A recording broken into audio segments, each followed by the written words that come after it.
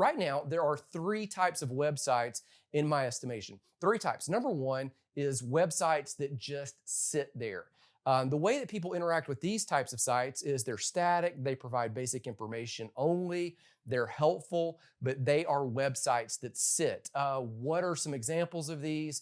Most church websites just sit there. Not all of them, but most. The dentist website, for the most part, just sits there. Most restaurant websites, they just sit there. What you learn is where to go, the office hours, when people are open, what they do, what they provide. Those sites just sit there. That's not a negative. That's just one of the kinds of websites that are out there, sites that sit. The second side of website is this, websites that sell. These websites don't exist just to provide basic information. They exist to push products and make a profit only. Examples, Amazon.com.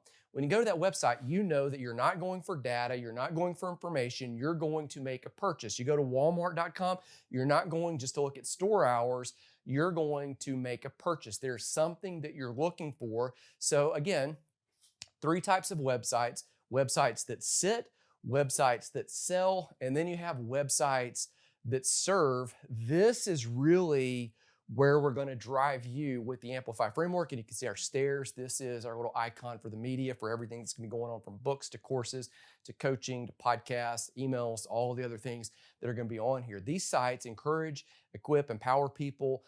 They really take people on a journey.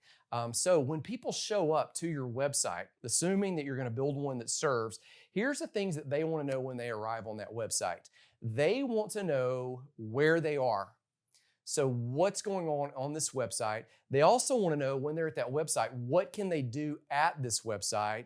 And then they want to know, why should I do this with you on that website? And this is really what you need to be looking at. Again, three types of websites. Some sites just sit there. Some sites exist to sell stuff. Some sites actually serve. Let's use an analogy.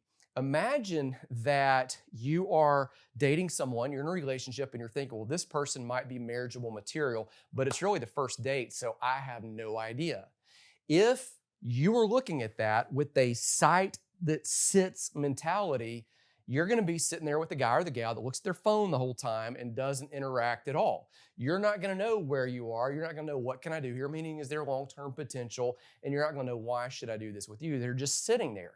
If you are with someone that is leading with the sites that sell mentality, that's going to be the person that asks you to marry them on the first date. Now, does that happen? It actually does. There are people that you read about that years ago met each other, they fell in love on the first date, they got married, they lived happily ever after. It just doesn't work for most people. If you're leading with the serve mentality, this is what you're going to kind of get into. Okay, where am I? Okay, I'm sitting here with this person. Okay, so what can I do here? You know, okay, well, okay, this is okay.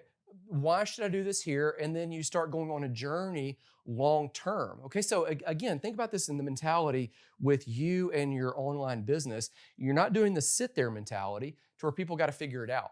They just arrive on your website. They don't know what you do. They don't know if you sell life transformation. They don't know if you accelerate the learning curve. They don't know really what your product scope is. They really don't know what your expertise is because you're just sitting there. And in fact, your website's probably a little bit out of date. If you're leading with that second mentality, you're like Amazon.com, it's really going to be buy, buy, buy, buy, buy, buy, and you're not really serving the person long term. You're instantly trying to move them from contact information, they've just arrived there, to pushing a high ticket offer. Does that work? Sometimes it actually does work.